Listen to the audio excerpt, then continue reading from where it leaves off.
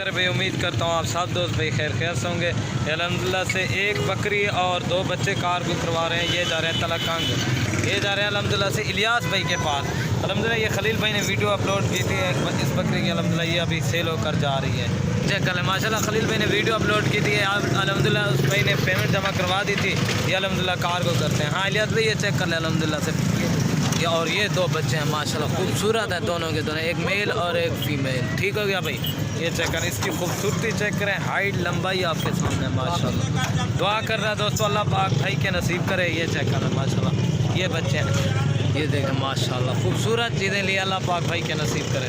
इलियास भाई अभी ये बच्चे लोड कर रहे हैं, ठीक है ना। पहले बच्चे बिठा देते हैं, फिर बकरी बैठ जाएगी आराम से। ये चेक करें, ये वाला बच्चा है माशाल्लाह, खूबसूरत दोनों के दोनों माशाल्लाह। ये चेक करें, ठीक हो गया, ये अंदर आराम से खड़े हो गए और ये बकरी आराम से चल गया। हाँ इलियास भाई ये अभी लोड कर दिया, आराम से इसको बैठा दिया है बकरी को। ठीक हो गया, ये चेक करें, अभी गाड़ी का नंबर भी ये चेक करें, ये इस्लामाबाद।